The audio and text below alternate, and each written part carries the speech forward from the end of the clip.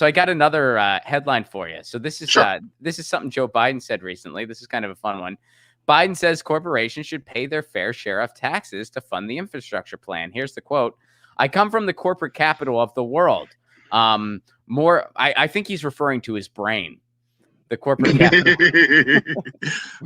More corporations are incorporated. Yeah, right.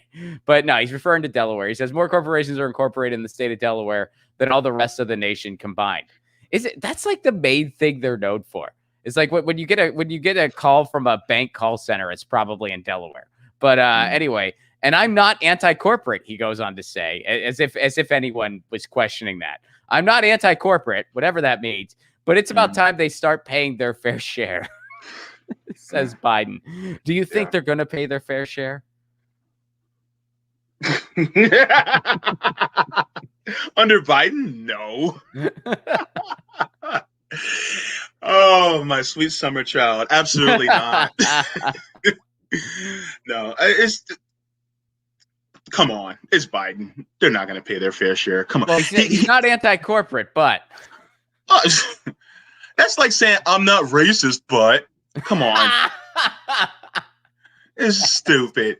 This is the same guy that's like, okay, we're going to raise the corporate tax. Okay, the corporate tax was 35% and Trump brought it down to 21%.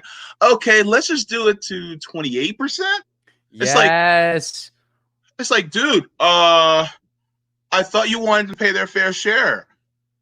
Oh, you're only going back up by half? So you're not going to make them pay their fair share fully?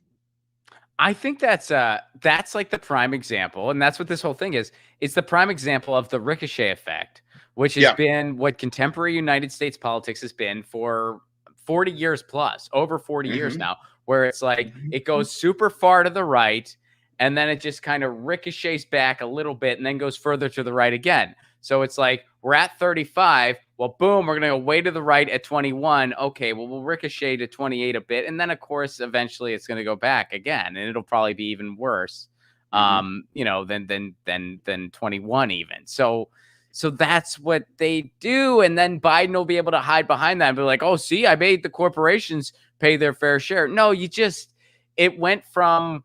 it went to something completely abysmal. You made it mildly less abysmal, but it's not the fair share that they were. And even then they weren't paying their fair share, but it was closer. It was 35 versus 21 and you're going to bring it to 28. I mean, and so it's like the next Republican president will probably try to bring it to like 15 or hey, who knows? Maybe even a Democrat will try that. It's so... The lip service is really, I mean, I know it's always bad because it's politics, whatever, but I feel like it has reached a level where you could not pitch any of this stuff as a television show, where it's like they tweet these platitudes at a convenient time when it's too late for them to actually do anything policy-wise. All of a sudden they're tweeting about minimum wage now, even though when they could have done something about it, they bowed down to the parliamentarian and made it out like there was nothing they could do about this almighty person who doesn't actually have any real power. Now they're tweeting about it. I mean, it's just, wow.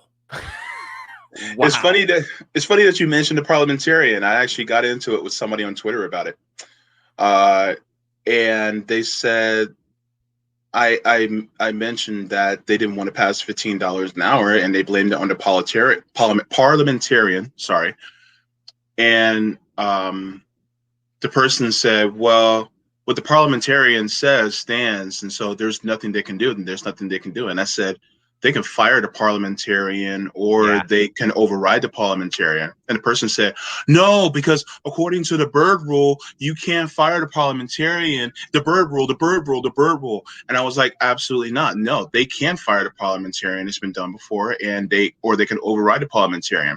And then they kept going back to some person on YouTube who said that it can't be done, blah, blah, blah. I took a 2 to 3 second Google search, found out that yes, number one, the parliamentarian can be fired. Right. In fact, they did fire a parliamentarian before think it was in 2001. And there's nothing in the Byrd Rule saying that the parliamentarian cannot be fired or overruled. So that was bullshit. So to say and blame it on someone, that's like farting and saying that you blame the fart on the dog. It's stupid. All you got to do is just say, you know what? No, I override the parliamentarian. We're putting the $15 an hour in. Well, and isn't it amazing too how it's basically, I mean, the system in the United States thumbs its nose at public opinion 100% of the time, big time. But man, this is an example of that, and it's just most brutal middle finger in your face way. Because look, the parliamentarian, unelected position, and who could really just override the parliamentarian and do something about it the most direct? The vice president. Also, for the most part, an unelected person for the most part, because it's like, look, people didn't vote for Kamala Harris. They voted for Joe Biden for president. She came along. She barely showed up. I mean, she barely even showed up in the results in her own state, because here in California, we know what she's really all about. But they shoved her down our throats anyway as VP. So basically, these two, for the most part, unelected people that nobody wanted got to dictate, hey, $15 an hour minimum wage isn't going to be in there. And by the way, not even a living wage. $15 an hour, not even a living wage at this point. It's basically like a symbolic thing at this point, and they can't even pass that. They won't even pass that. No.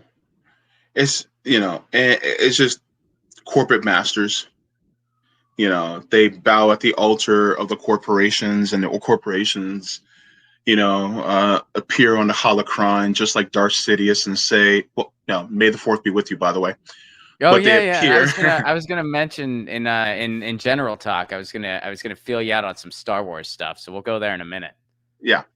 But they're like Darth Vader bowing before Darth Sidious, who is over corporations, and they're like, what is thy bidding, my master? And then next thing you know, the master says, do not give them a living wage no matter what. And so they're like, it shall be done, my master. And then next thing you know, it was the parliamentarian's fault. We can't do it. And this parliamentarian, which by the way makes over $170,000 a year, go ahead and Google it.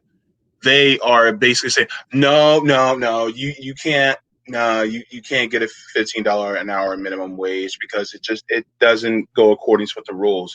And so they hide behind policy. They hide behind the rules of the Senate in order to screw you over. Yeah. So this is bullshit 101, and they're counting on people not knowing that. And so then you go, oh, it's the parliamentarian. Okay. When all they got to do is say, fuck what the parliamentarian says, Vice President Harris, do it. Yeah. Well, and that's the thing. And again, we are so programmed to just accept this government that not only doesn't work for the people, actively works against them.